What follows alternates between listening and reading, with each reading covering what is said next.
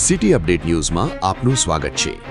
સુરત શહેરના ડિંડોલી વિસ્તારના નવાગામ ખાતે આવેલી સાઈનાથ સોસાયટીના રહેવાસીઓ છેલ્લા 8 મહિનાથી રોડની સમસ્યાથી પરેશાન બની ગયા છે। વોર્ડ નંબર 27માં સીએનજી પંપ નજીક રોડનું કામ શરૂ કરવામાં આવ્યું હતું, પરંતુ લાંબો સમય વીતી જવા છતાં હજુ સુધી રસ્તાનું નિર્માણ પૂર્ણ કરવામાં આવ્યું નથી। સ્થાનિકોના જણાવ્યા અનુસાર રોડ ખોદી નાખ્યા બાદ કામ ધીમી ગતિએ ચાલી રહ્યું છે, જેના કારણે રોજિંદી અવરજવરમાં ભારે મુશ્કેલીઓ ઊભી થઈ રહી છે। ખાસ કરીને હવે ચોમાસાની શરૂઆત થઈ રહી હોવાથી વરસાદી પાણી રસ્તા પર ભરાવાની અને કાદવ કીચડ સર્જાવાની ભીતિ વધી ગઈ છે। સ્થાનિક રહેવાસીઓનું કહેવું છે કે અનેક વખત સંબંધિત વિભાગ અને સુરત મહાનગરપાલિકાના અધિકારીઓ સમક્ષ રજૂઆતો કરવામાં આવી છે, છતાં સમસ્યાનો કોઈ કાયમી ઉકેલ આવ્યો નથી। રસ્તાની ખરાબ હાલતને કારણે બાળકો, વૃદ્ધો અને વાહન ચાલકોને રોજ મુશ્કેલીઓનો સામનો કરવો પડી રહ્યો છે।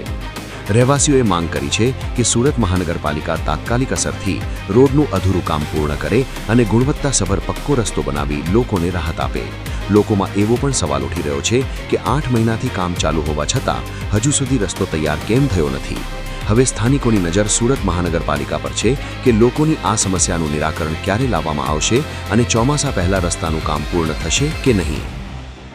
City update news Sufiyan Mulla, જોડાયેલા રહો, કારણ કે હવે શહેર નહીં સમગ્ર દેશ કહેશે। આ છે સિટી અપડેટ ન્યૂઝ।